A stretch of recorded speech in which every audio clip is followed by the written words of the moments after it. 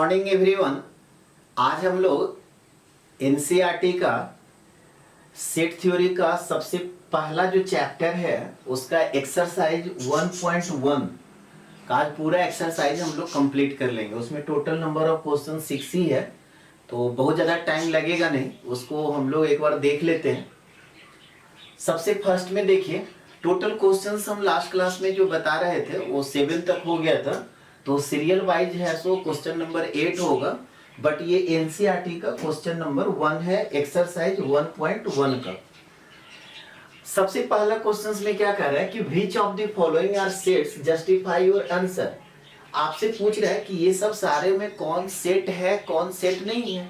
Set होने के लिए आपको क्या बताए थे? सेट होने के लिए आपको बताए थे कि ये बोलचाल के भाषा में नहीं लोग बोलते हैं, वो उससे सेट हो गया, ठीक है, इसीलिए मेरे को हंसी आ गया।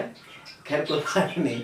तो सेट होने के लिए क्या बताए थे कि well defined collection of object, और वो भी कैसा, डिफरेंट ऑब्जेक्ट का होना चाहिए। नहीं, वेल डिफाइंड वहां पे हम हाईलाइट किए थे कि well defined collection of different object, उसी को हम लोग सेट कहते हैं।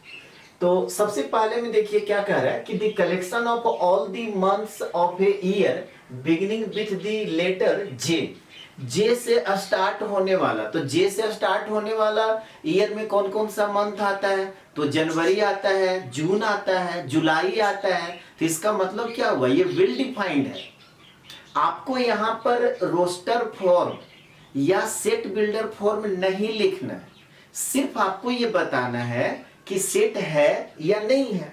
अगर सेट है तो लिखेंगे कि yes it is a set. अब सवाल है कि अगर आप बोल रहे हो कि सेट है तो क्यों सेट है, तो आप वहां पे बताएंगे ना कि ये जो कलेक्शन ऑफ ऑब्जेक्ट है या कलेक्शन ऑफ मंथ्स आप बोल सकते हैं, ये वेल डिफाइंड है। तो इसको हम लोग आंसर में कैसे लिखेंगे कि इट इज ए सेट, ये सेट है। ठीक है, बहुत इतना आप लिख दिए, काम आपका चल जाएगा, कोई दिक्कत नहीं है। बट आपको समझाने के लिए यहाँ पे एक्स्ट्रा और हम ऐड कर दे रहे हैं। क्या लिख रहे हैं कि because collection of all the months of a year beginning with the letters J is well defined. Year में जितने भी मंथ हैं जो जे लेटर से स्टार्ट होता है वो वेल डिफाइंड है, इसीलिए इसको क्या हम लोग बोलेंगे, सेट कहेंगे। बोलिए कोई दिक्कत? क्यों इसको सेट कहे, ये सब लोग को समझ में आया? सेकेंड नंबर क्वेश्चन में देखिए, सेकेंड में क्या कह रहा है कि the collection of 10 most talented writers of India. याद है ना, इस तरह का एग्जांपल हम लोग फर्स्ट क्लास में देखे थे। यहां पर आ गया टैलेंटेड। टैलेंटेड जो वर्ड होता है वो वेल डिफाइंड नहीं होता है, ठीक है। जैसे आपको किसको आप टैलेंटेड मानिएगा, किसको टैलेंटेड नहीं मानिएगा, टैलेंटेड का कोई क्राइटेरिया नहीं है, ठीक है, कि किस राइटर को आप टैलेंटेड कहेंगे, किस राइटर को टैलेंटेड नहीं कहेंगे। वो राइटर भी हो सकता है, एक्टर भी हो सकता है, स्टूडेंट भी हो सकता है, कुछ भी। तो टैलेंटेड जहां पे वर्ड आ जाए इसका मतलब है कि वो सेट नहीं होगा। क्यों? क्योंकि वेल डिफाइंड नहीं है। तो सेकंड में फिर लिखना होगा, तो कैसे लिखेंगे? सेकंड में लिखेंगे कि it is not a set. क्या लिखेंगे? It is not a set. अब रह गया कि क्यों सेट नहीं है, तो इसका रीजन आप लिख लीजिए कि because collection of most talented writers is not well defined. Most talented writers का जो आप कलेक्शन करने जा रहे हैं तो ये आपका वेल डिफाइंड नहीं है, तो आप कलेक्शन नहीं कर सकते। तो जब नंबर ऑफ ऑब्जेक्ट का कलेक्शन ही नहीं होगा तो आप सेट कैसे कहेंगे? थर्ड में क्या कह रहा है? थर्ड में कह रहा है कि team of 11 best cricket batsman of the world. ये भी आपका देखिए फिर क्या आ गया, वेस्ट यहां पे आ गया कि वेस्ट क्रिकेट बैट्समैन। तो ये भी आप किसको आप अच्छा बैट्समैन कहेंगे, किसको आप खराब कहेंगे। बहुत बार होता है ना कि सेंचुरी पे सेंचुरी मारे या फिर उसी वही बैट्समैन है सो दूसरे टेस्ट में वो 0 पे आउट हो जाते हैं। समझ में आ रहा है बात? तो यहाँ पे बेस्ट क्रिकेट बैट्समैन जो है ये आपका वेल डिफाइंड नहीं है। तो थर्ड में फिर हम क्या लिखेंगे? थर्ड में आपका हो जाएगा कि it is not a set. Because reason दे दीजिए कि because collection of best cricket batsman is not well defined. ये वेल डिफाइंड नहीं है। क्यों वेल डिफाइंड नहीं है, ये सब लोग को समझ में आ गया। नेक्स्ट में क्या है? फोर में the collection of all boys in your class. आप जिस क्लासरूम में पढ़ रहे हैं, आप जिस क्लासरूम में पढ़ रहे हैं उस क्लास की बात किया जा रहा है। जैसे मान लेते हैं कि किसी क्लास में 40 स्टूडेंट हैं। अब उस 40 स्टूडेंट में सुरेश, दिनेश, मनोज, कुछ भी नाम है, डिफरेंट डिफरेंट स्टूडेंट बैठे हैं। सुरेश को बोलें कि आप अपने क्लास के बच्चे का लिस्ट बनाइए, तो वही 40 बच्चे का नाम लिखेंगे। दिनेश को बोलेंगे तो वो भी 40 बच्चे का नाम लिखेंगे। मनोज को बोलेंगे तो वो भी 40 बच्चे का नाम लिखेंगे, वो अपने क्लासरूम के सारे बच्चे का। तो इसका मतलब क्या हुआ, ये वेल डिफाइंड है, तो इसको हम क्या बोलेंगे, सेट कहेंगे। ठीक है, तो 4 में आपका क्या हो गया, इट इज ए सेट, ये आपका सेट है। क्यों, क्योंकि कलेक्शन ऑफ जो बॉयज है इन योर क्लास, ये आपका वेल डिफाइंड है। तो इसी चीज को लिख दिया गया कि because collection of all boys in your class is well defined. ठीक है, नेक्स्ट में क्या कह रहे हैं, collection of all natural numbers less than 100। ठीक है, तो 1 2 3 4 5 6 कहां तक, 100 नहीं होगा, 99, लेस देन 100 है ना, तो 99। इसका मतलब क्या होगा, ये वेल डिफाइंड है। ठीक है, ये वेल डिफाइंड है, तो ये क्या हो जाएगा, सेट हो जाएगा। तो यहाँ पे 5 में लिखिए, ठीक है, कि इट इज ए सेट। क्यों ये सेट है, क्योंकि आप जो नेचुरल नंबर्स का कलेक्शन कर रहे हैं लेस देन 100, तो ये आपका वेल डिफाइंड है। अगर ये लेस देन 100 नहीं भी कहता, सिर्फ यहाँ पे लिख देता ऑल नेचुरल नंबर्स, तो ये भी आपका सेट होता। ठीक है, ऐसा नहीं है कि लेस देन 100 कहा तब तो हम सेट कहेंगे और लेस देन 100 नहीं कहता तब सेट नहीं होता, नहीं, वो भी आपका सेट होता। नेक्स्ट में क्या है कि एक collection of novels written by the writer Munshi Premchand. अब देखिए, मुंशी प्रेमचंद बहुत सारे नॉवेल लिखे, उसमें मान लेते हैं कि 10 नॉवेल्स का कलेक्शन आप लेते हैं और सारे मुंशी प्रेमचंद का है, तो ये तो आप कलेक्शन कर रहे हैं ना, एक पर्टिकुलर राइटर का जो नॉवेल है आप उसका कलेक्शन कर रहे हैं, तो ये तो आपका वेल डिफाइंड है। समझ में आ रहा है, तो ये आपका क्या फिर हो गया, सेट हो गया। तो 6 में यहाँ पे लिखेंगे कि इट इज ए सेट। ठीक है, क्यों सेट हुआ ये सब लोग को समझ में आ गया। तो because collection of novels written by the writer Munshi Premchand is well defined, ये वेल डिफाइंड है, इसीलिए इसको हम लोग क्या बोलेंगे, सेट बोलेंगे। 7 में क्या है, the collection of all even integers, ये भी सेट है, जितने भी इवन इंटीजर्स हैं उसका कलेक्शन, जितने भी इवन इंटीजर्स हैं उसका कलेक्शन, तो ये तो आपका वेल डिफाइंड है, तो इसको फिर हम लोग क्या बोलेंगे, सेट कहेंगे। तो 7 में क्या हो गया कि इट इज ए सेट। क्यों, क्योंकि collection of even integers well defined है, because collection of all even integers is well defined. 8 में क्या कह रहा है, 8 में कह रहा है कि the collection of questions in this chapter. अब मान लेते हैं एक्सरसाइज 1.1 आप पढ़ रहे हैं, तो इसमें टोटल नंबर ऑफ क्वेश्चंस कितना है, 6 क्वेश्चंस है। अभी आपको बताएं कि टोटल नंबर ऑफ क्वेश्चन कितना है, 6। तो जितने भी बच्चे हैं अगर बोलेंगे कि अच्छा जी बताइए 1.1 का टोटल नंबर ऑफ क्वेश्चंस का कलेक्शन कीजिए, तो कितना क्वेश्चन का कलेक्शन करेंगे, 6 क्वेश्चंस का, तो ये भी वेल डिफाइंड है। समझ में आ रहा है। तो यहाँ पे क्या हो गया 8 में कि इट इज ए सेट। क्यों, क्योंकि because collection of questions in this chapter well defined. ठीक है, ये वेल डिफाइंड है। नेक्स्ट पे क्या कह रहा है कि the collection of most dangerous animals of the world. अब आप किसको डेंजरस, देखिए फिर डेंजरस जो वर्ड आया ना, ये आप डिफाइन नहीं कर सकते। डरने वाले तो कॉकरोच से डरते हैं घर में, नहीं छिपकली से डरते हैं, पूरा चिल्लाने लगेंगे। और नहीं डरने वाले टाइगर से भी नहीं डरते हैं, नहीं। कहाँ, जू में, जू में क्या होता है, जो उसका रखवाले करते हैं, खाना देते हैं, नहलाते धुलाते हैं, वो नहीं डरते हैं। तो डेंजरस जो वर्ड है आप इसको वेल डिफाइंड आप नहीं कर सकते। ठीक है, तो यहाँ पे क्या हो गया 9th नंबर में, 9th में आ गया it is not a set, ये सेट नहीं है। क्यों नहीं है, because collection of most dangerous animals is not well defined, ये आपका वेल डिफाइंड नहीं है। यहां तक जल्दी से कंप्लीट कीजिए, यहां तक कंप्लीट कर लिए। चलिए नेक्स्ट क्वेश्चन देखते हैं, क्वेश्चन नंबर 9। ये आपका एनसीईआरटी का एक्सरसाइज 1.1 का सेकेंड नंबर है। ठीक है, क्वेश्चंस में क्या कह रहा है कि ए एक सेट दिया हुआ है 1, 2, 3, 4, 5, 6। आपसे कह रहा है कि insert the appropriate symbol belongs to और does not belongs to in the blank space. क्या बताए थे फर्स्ट क्लास, याद कीजिए कि कोई भी एलिमेंट अगर सेट ए का है तो उसको हम लोग क्या बोलते हैं, बिलोंग्स टू। बिलोंग्स टू का मतलब क्या बताए थे कि उसका वो सदस्य है। तो यहां पर देखिए, तो फर्स्ट में पहले हम क्या लिखेंगे, गिवन ए इक्वल टू दिया हुआ है 1, 2, 3, 4, 5, 6। फर्स्ट में क्या है 5 और ब्लैंक स्पेस है ए। देखिए तो इसमें 5 है या नहीं है, तो हम क्या देख रहे हैं कि 5 यहां पर है तो बिलोंग्स टू होगा।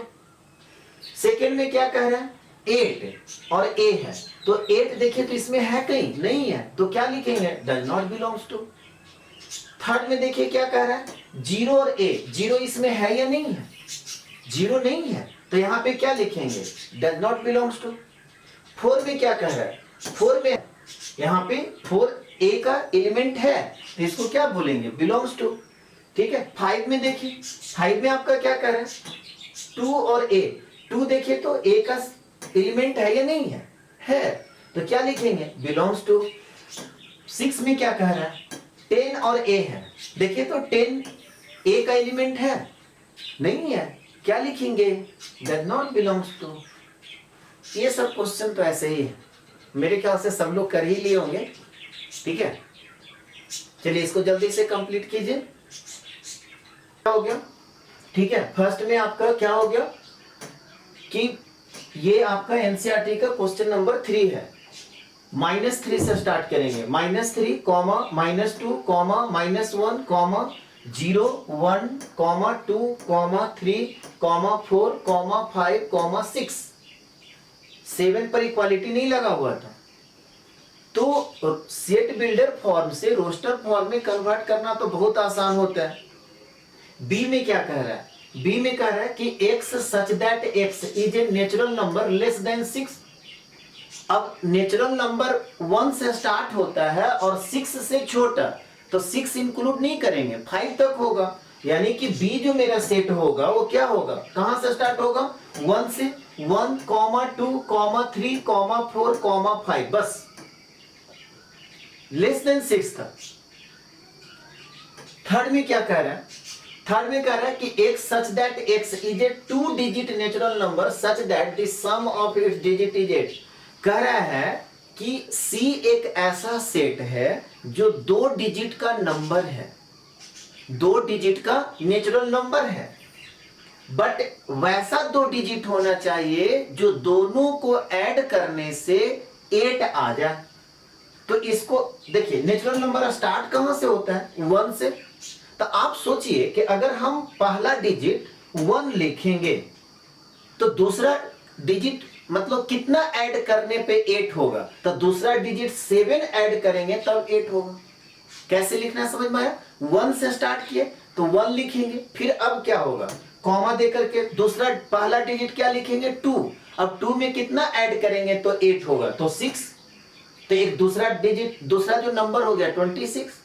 फिर क्या करेंगे 1, 2, अब इसके बाद क्या लिखेंगे 3, 3 में कितना आप ऐड कीजिएगा तो 8 होगा, तो 5। सिस्टमेटिक लिखिएगा ना तो कोई दिक्कत नहीं है, और ऐसे उलूल जुलूल सोचते रहिएगा ना तो 2-4 हो सकता है आप लिख लीजिए। ठीक है, अब यहाँ पे क्या होगा, कॉमा देकर के 4 लिखेंगे, 4 में आप कितना ऐड करेंगे तो 8 होगा, 4, तो 44 एक डिजिट नंबर हो गया। इसके बाद फिर क्या होगा 5, 4 के बाद क्या लिखेंगे 5, 5 में आप कितना ऐड करेंगे तो 8 होगा, तो 3, तो एक नया नंबर आ गया 53। 5 के बाद फिर क्या लिखेंगे 6, 6 में कितना ऐड करेंगे तो 8 होगा, 2, तो 62 एक नया नंबर आ गया। 6 के बाद क्या लिखेंगे 7, 7 में आप कितना ऐड करेंगे तो 8 होगा, 1, तो 71 एक नया नंबर आ गया। और 7 के बाद क्या होगा 8, 8 में कितना ऐड करेंगे तो 8 होगा, 0, तो 80 भी आपका होगा। समझ में आया बात। तो ऐसे आप अगर सोचते ना तो हो सकता है गलत कर सकते थे, लेकिन सिस्टमेटिक हम 1 से स्टार्ट किए, नेचुरल नंबर 1 से स्टार्ट होता है, तो 1 से हम देखिए कि 1 लेने पे क्या कोई ऐसा नंबर ऐड करेंगे ताकि 8 हो जाएगा, तो जवाब आया हाँ 7 अगर आप ऐड कर देते हो 1 में तो 8 होगा। अब वहां से सिस्टमेटिक चलना शुरू कर दिया। 4 में देखिए, 4 में क्या कह रहा है कि x such that x is a prime number which is divisor of 60। 60 का तो डिवाइजर है, लेकिन वो प्राइम नंबर होना चाहिए। तो आप 60 को फैक्टराइज कर दीजिए। तो 2 से लगाएंगे तो 30, फिर 2 से लगाएंगे तो 15, फिर आपका 3 से लगाएंगे तो 5। और सेट में क्या होता है, रिपीट नहीं करता है। तो इसका मतलब क्या हुआ कि अगर आपको सेट लिखने के लिए कहा जाता तो 2 होगा, 3 होगा, 5 होगा। टोटल नंबर ऑफ डिवाइजर्स नहीं कह रहा है, टोटल नंबर ऑफ डिवाइजर्स तो बहुत ज्यादा होगा, लेकिन आपको कह रहा था कि 60 का डिवाइजर होना चाहिए, बट वो कैसा होना चाहिए, प्राइम नंबर होना चाहिए। तो प्राइम नंबर आपका 2, 3, 5 ही आएगा। यहाँ पे हम फैक्टराइज करके दिखा दिए। तो डी में क्या होगा, क्या क्या निकाले, 2, 3, 5। बस इसको कंप्लीट कीजिए जल्दी से।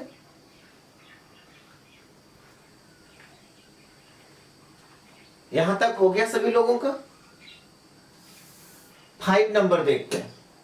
5 में क्या कह रहा है, the set of all letters in the word trigonometry. तो इस तरह का क्वेश्चन हम लोग पहले भी किए हैं। सारा लेटर्स को हम लोग लिखेंगे, रिपीट नहीं करना चाहिए, ठीक है। तो 5 में क्या है, ई। तो यहां पर ई इक्वल टू लिखेंगे, सबसे पहला लेटर कौन, टी, तो कैपिटल टी। उसके बाद कॉमा देके आर, फिर आई, फिर जी, उसके बाद ओ, फिर एन, और देखिए फिर अब ओ आ गया तो ओ तो लिखेंगे नहीं। उसके बाद एम, तो एम हो गया। ई, यहां पर ई लिखेंगे। टी, टी तो लिखा हुआ है। आर, आर का आया हुआ है यहाँ पे, आर को भी छोड़ देंगे। उसके बाद वाई, यही आपका है सो सेट हो गया। 6 में क्या कह रहा है, F, the set of all letters in the waiter. तो वेटर देखिए बी है, ई है, टी है और आर है। ई 2 टाइम्स और टी भी 2 टाइम्स। तो यहां पर क्या हो जाएगा, capital B, comma, capital E, comma, capital T, comma, capital R. बस करली ब्रैकेट बंद कर दी। बोलिए कोई दिक्कत? ये सब क्वेश्चंस बहुत ही आसान है, तो इसको जल्दी से नोट कीजिए।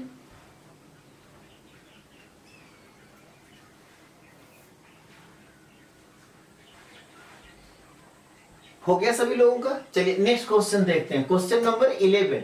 ये आपका एनसीईआरटी का क्वेश्चन नंबर 4 हो गया, एक्सरसाइज 1.1 का।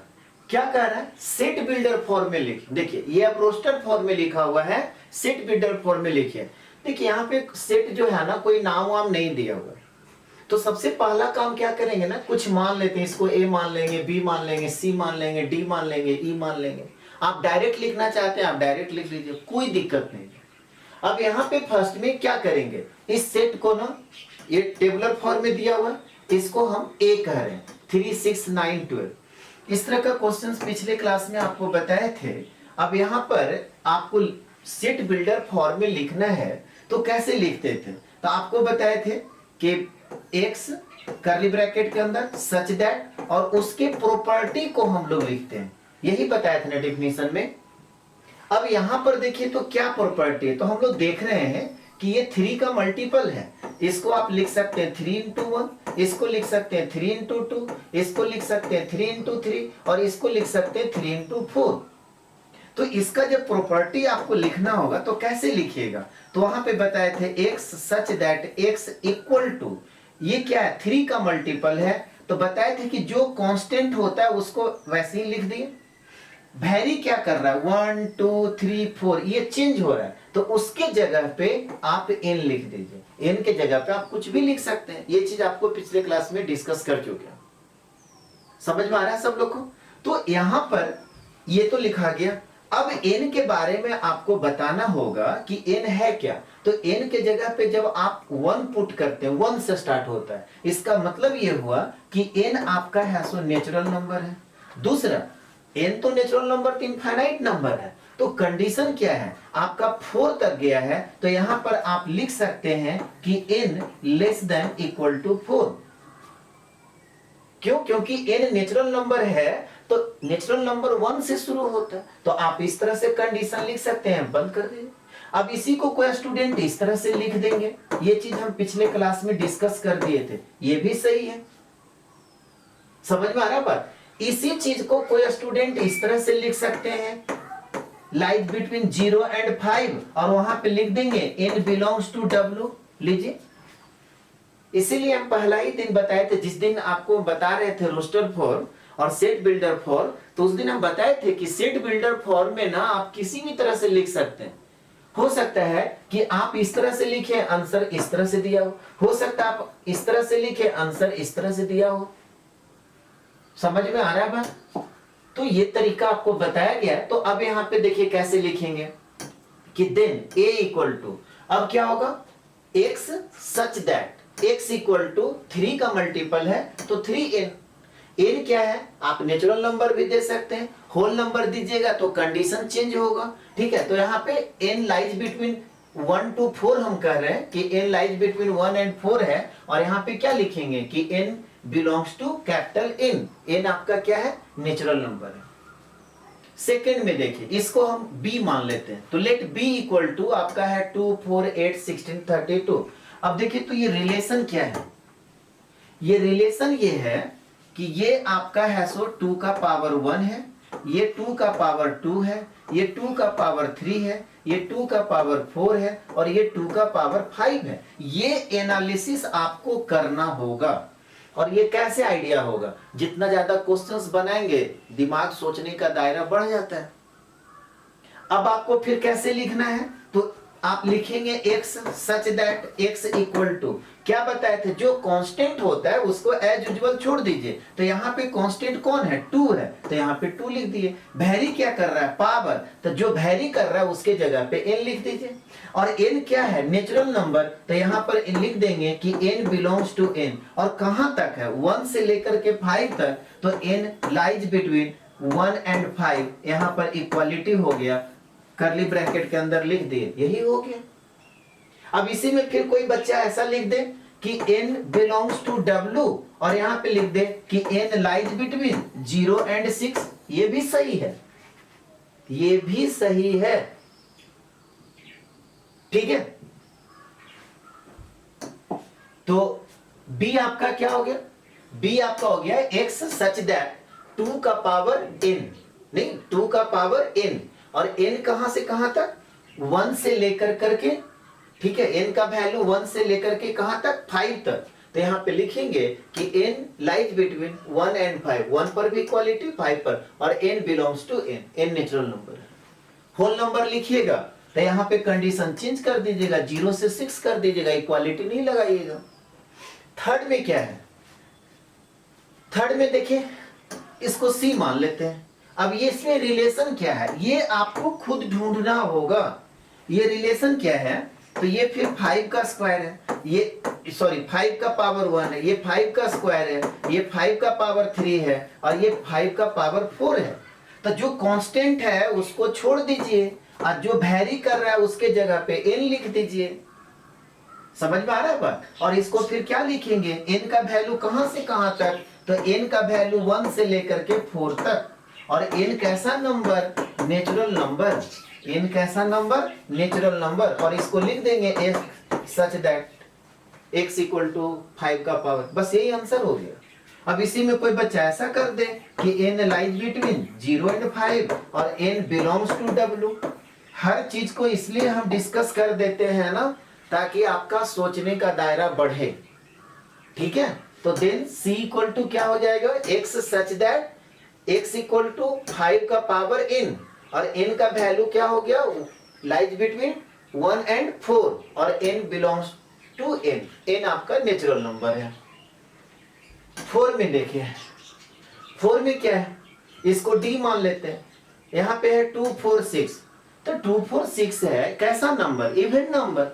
तो एक तो और मेथड बताए थे कि इसको आप डायरेक्ट लिख सकते हैं कि x such that x is an even number, हो गया x such that x is an even number. एक मेथड तो ये हुआ।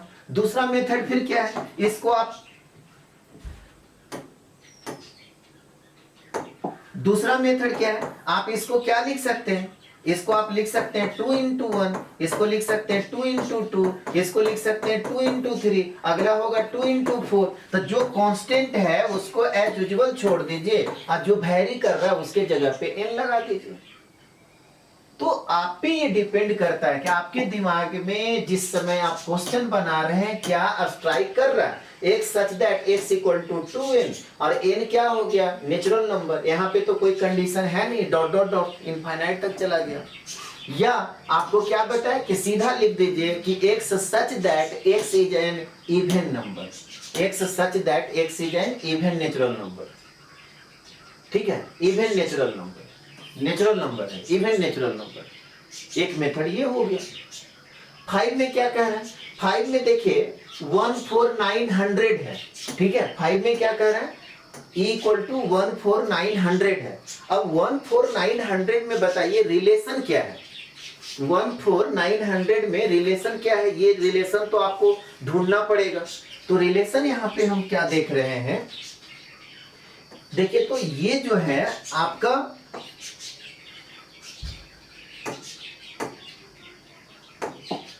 देखिए ये क्या है 2 का स्क्वायर, ये क्या है 3 का स्क्वायर, ये क्या है 10 का स्क्वायर।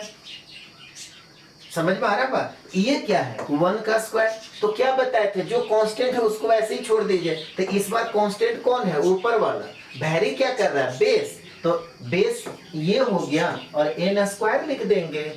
कहां से लेकर के, 1 से लेकर के 10 तक, 10 का स्क्वायर है।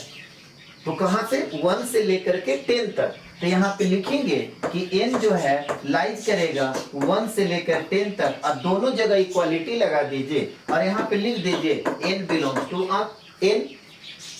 कोई बच्चा क्या करेगा, इसको लिख देगा n lies between 0 and 11। Equality, equality है सो नहीं देगा। ठीक है, इक्वालिटी है सो नहीं देगा। समझ में आ रहा बात। तो इसको आप लिख लीजिए कि x such that x equal to क्या हो गया n स्क्वायर, जहां n कहां से 1 से लेकर के 10 तक। ठीक है, और n कैसा नंबर है, नेचुरल नंबर। कर्ली ब्रैकेट बंद कर दिए। देखिए इस तरह का क्वेश्चन बहुत ज्यादा करवा दिए। ठीक है, पिछले क्लास में थे। तो ये सब में अब कहीं दिक्कत नहीं होना चाहिए। ठीक है, इसमें कहीं दिक्कत नहीं होना चाहिए। इतना बताने बाद आप कोई भी बुक से आप कोई भी क्वेश्चंस बना सकते हैं। चलिए इसको जल्दी से कंप्लीट कीजिए। यहां तक सभी लोग कंप्लीट कर लिए। चलिए नेक्स्ट क्वेश्चन देखते हैं, क्वेश्चन नंबर 12। और ये एक्सरसाइज 1.1 का क्वेश्चन नंबर 5 है। कह रहा है list all the elements of the following set. आप सारा क्या दिया हुआ है, सेट बिल्डर फॉर्म में। आपको क्या करना है, टेबुलर फॉर्म में लिखना है। ठीक है, अब यहाँ पे क्या कर रहा है कि x such that x is an odd natural number. तो बहुत ही सिंपल है, इसका आंसर में क्या होगा, ऑड नेचुरल नंबर। तो 1 से स्टार्ट होगा, a है तो 1 से स्टार्ट होगा, 1, 3, 5, 7, dot dot dot, curly bracket बंद कर दी, क्योंकि कहीं कोई कंडीशन नहीं दिया हुआ था। तो ये तो इन्फिनिटी तक चला जाएगा ना। ये बात सब लोग को समझ में आ गया। इसमें क्या कह रहा है कि x such that x is an integer. Integer क्या होता है, काउंटिंग का नंबर। वो पॉजिटिव भी हो सकता है, जीरो भी हो सकता है, निगेटिव भी हो सकता है। ये है क्या, फ्रैक्शन है। तो अब ये देखिए इसका मतलब ये क्या हुआ, इसका मतलब ये हो गया 0.5 और इसका मतलब क्या हो गया 4.5। अब नंबर सिस्टम पे अगर आप देखें तो यहाँ पे 0 होता है, इधर जाएंगे तो 1, 2, 3, 4 और इसके आगे है सो 4.5 होगा। इधर नंबर सिस्टम पे आएंगे तो यहाँ पे क्या हो जाएगा -1, -2, -0.5। माइनस जो है 0.5 कहाँ पे आएगा, यहाँ पर आएगा। ठीक है, ये आएगा -0.5। तो क्या इक्वालिटी नहीं दे रहा, इक्वालिटी यहाँ पर नहीं लगा हुआ, यानी कि -0.5 से बड़ा। तो -0.5 से बड़ा कौन होगा, 0 होगा। और 4.5 से छोटा, देखिए तो 4.5 यहाँ पे, तो इससे छोटा जो इंटीजर है वो 4 है। इसका मतलब ये हुआ 0 से लेकर के 4 तक। 0 भी होगा, 1 भी होगा, 2 भी होगा, 3 भी होगा, 4 भी होगा। बताइए कोई दिक्कत। तो यहाँ पर दूसरा जो आपका आ गया B। ठीक है, ये 0 से स्टार्ट होगा, 0, 1, 2, 3, 4। थर्ड में देखिए, थर्ड में क्या कह रहा है, थर्ड में कह रहा है कि x such that x is an integer, ठीक है, और x स्क्वायर का वैल्यू जो होना चाहिए, देखिए यहां पे कह रहा है लेस देन और इक्वल टू 4। अब सिंपल सा बात देखिए, अगर आप x स्क्वायर इक्वल टू 4 करेंगे तो x का वैल्यू आएगा plus minus 2, okay, plus minus 2। अब इसको नंबर सिस्टम लाइन पे देखिए, ये मान लेते हैं कि यहाँ पे 0 है, इधर माइनस 2 है, इधर प्लस 2 है, ठीक है, इधर प्लस 3 होगा, इधर 1 होगा, इधर माइनस 1 होगा, माइनस 3 होगा। अब देखिए थोड़ा समझिएगा, यहां पर ये कंडीशन को सेटिस्फाइड करना चाहिए, ठीक है। अगर आप -3 लेते हैं, ध्यान दीजिएगा, -3 लेते हैं x के जगह पे, तो -3 लीजिएगा, तो -3 का जब स्क्वायर आप करेंगे तो ये क्या हो जाएगा 9। कंडीशन को सेटिस्फाइड कर रहा है, नहीं कर रहा है, ठीक है। दूसरी बात, अब -2 लेते हैं, तो -2 का स्क्वायर करेंगे और लेस देन इक्वल टू 4, -2 का स्क्वायर करेंगे तो क्या हो जाएगा 4। तो यहां पर देखिए इक्वालिटी लगा हुआ है, नहीं, तो 4 इक्वल टू 4 ये तो सेटिस्फाइड कर रहा है ना, तो इसका मतलब क्या हुआ कि -2 मेरा होगा।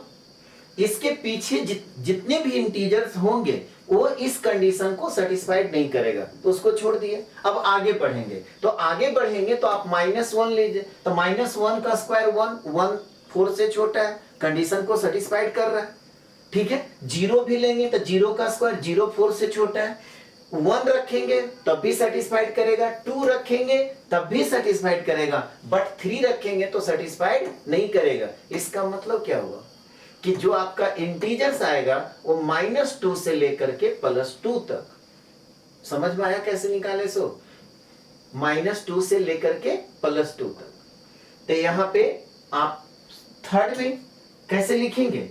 थर्ड में c इक्वल टू आपका क्या क्या आ गया, -2, -1, 0, 1 और 2। कैसे निकाले ये सब लोग को समझ में आया ना? जो वैल्यू आप लिख रहे हैं ये वैल्यू इस कंडीशन को सेटिस्फाइड करना चाहिए। एक्स स्क्वायर कह रहा था लेस देन और इक्वल टू 4 होना चाहिए, तो -2 से पीछे यानी कि -3 और उसके आगे कोई भी नंबर आप पुट करेंगे तो सेटिस्फाइड नहीं करेगा। ठीक उसी तरह से इस साइड पॉजिटिव में 3 से बड़ा और 3 अगर पुट करेंगे तो सेटिस्फाइड नहीं करेगा। नेक्स्ट में देखिए, नेक्स्ट में क्या कह रहा है, डी में x such that x is a letter in the word loyal। तो लॉयल में देखिए जो रिपीट हो रहा है L, इसको 2 टाइम्स नहीं लिखेंगे, तो यहां पर क्या हो गया, कैपिटल L, फिर कैपिटल O, फिर कैपिटल Y, कैपिटल A, बस हो गया।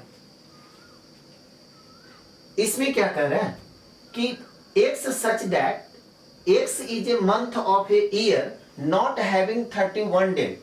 कहता है कि ईयर में वैसे मंथ का आप लिस्ट बनाइए, ईयर का वैसे मंथ का आप लिस्ट बनाइए जो 31 डेज का नहीं है, नहीं, नॉट हैविंग 31 डेज।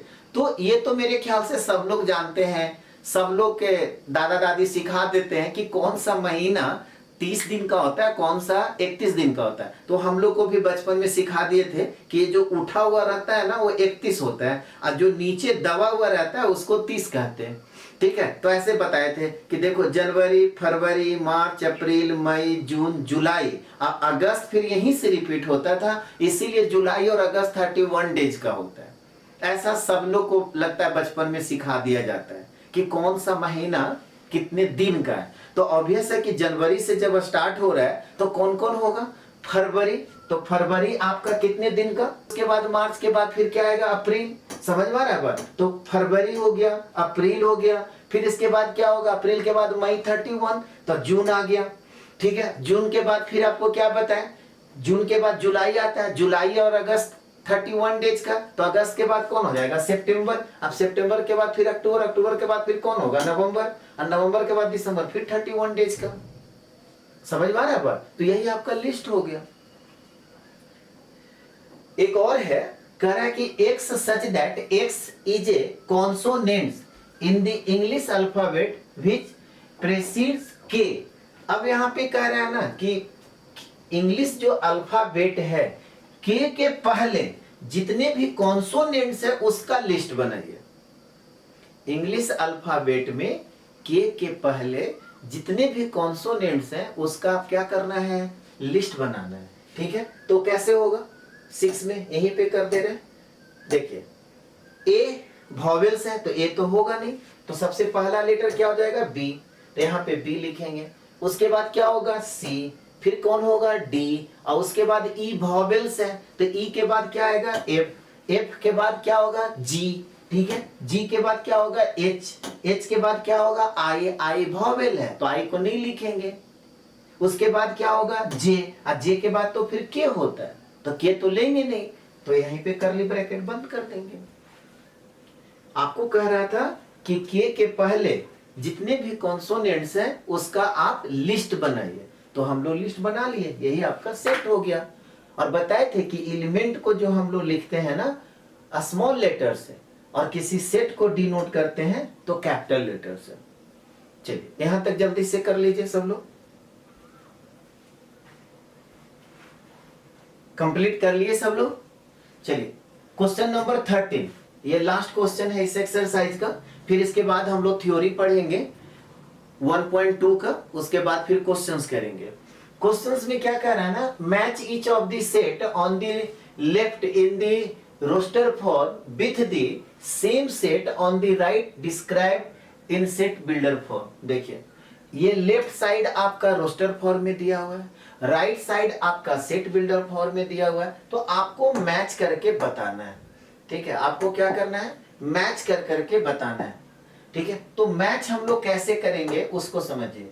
क्या करेंगे ना, जो सेट बिल्डर फॉर्म है उसको रोस्टर फॉर्म में कन्वर्ट कर देते हैं, पता चल जाएगा। देखिए ये क्या कह रहा है, 6 का डिवाइजर्स और कैसा नंबर, प्राइम नंबर, ध्यान दीजिए। तो 6 का जो डिवाइजर्स होता है 1 होता है, 2 होता है, 3 होता है, 6 होता है, बट मेरे को क्या चाहिए, सिर्फ और सिर्फ प्राइम नंबर चाहिए। तो प्राइम नंबर तो सिर्फ 2 और 3 है ना, 1 6 को तो लेंगे नहीं। अब देखिए इधर 2 3 है कहीं, यहां पर है, तो इतना तो समझ में सबको आ गया ना कि सेकेंड का क्या हो गया, ए, मैच क्या हो गया, सेकेंड का ए। बोलिए कोई दिक्कत, तो यहां पर हम लिख देंगे सेकेंड का ए हो गया। अब देखिए बी देखते हैं किसका आता है। बी में क्या कह रहा है, बी में कह रहा है कि x such that x is an odd natural number less than 10। अब ऑड नेचुरल नंबर बताइए, 10 से छोटा तो 1 होगा, 3 होगा, 5 होगा, 7 होगा, 9 होगा। देखिए तो 1 3 5 7 9 कहीं है, यहां पर है। इसका मतलब 4 का क्या हो गया, बी, तब 4 का आंसर क्या हो जाएगा, बी। बोलिए कोई दिक्कत, तो यहां पर 4 का आ गया बी। फिर उसी तरह से सी देखिए किसका आता है। सी में कह रहा है कि x such that x is natural number and divisors of 6। अब देखिए यहां पर नेचुरल नंबर आ गया, वहां पे क्या था, प्राइम नंबर है, दोनों समझ में आ गया अंतर। तो नेचुरल नंबर में क्या आया था, 1 आया था, 2 आया था, 3 आया था, 6 आया था। अब देख लीजिए 1 2 3 6 कहीं है, देखिए यहां पर। इसका मतलब ये पहला का सी हो जाएगा, मैच करेंगे तो पहला का आंसर क्या हो गया, सी हो गया। बोलिए कोई दिक्कत, बाकी जो बच गया वही हो जाएगा और क्या। यहाँ पर क्या कर रहे हैं, मैथमेटिक्स, ठीक है, यहाँ पे क्या बोल रहे हैं, मैथमेटिक्स। तो इसमें कैसे लिखेंगे, एम लिखेंगे, कॉमा ए लिखेंगे, कॉमा टी लिखेंगे, कॉमा एच लिखेंगे, कॉमा ई लिखेंगे। एम रिपीट हो चुका है, ए भी आ चुका है, उसके बाद टी भी आ चुका है, फिर आई लिखेंगे और सी लिखेंगे और एस लिखेंगे। देखिए तो ऐसा है कहीं, तो एम है, ए है, टी है, एच है, ई है, आई है, सी है, एस है, तो इसका कौन सा हो गया, डी हो गया। ठीक है, तो थर्ड का क्या हो गया, डी हो गया। बोलिए कोई दिक्कत, तो आज क्लास यहीं पे समाप्त करते हैं। नेक्स्ट क्लास में नेक्स्ट चैप्टर का हम लोग पहले थ्योरी पढ़ेंगे, ठीक है, डिटेल में, उसके बाद फिर क्वेश्चंस करेंगे। चलिए इसी उम्मीद के साथ विदा लेते हैं कि आज का दिन आपका अच्छा बीते और आने वाला कल आज से और अच्छा बीते। Have a nice day, thank you.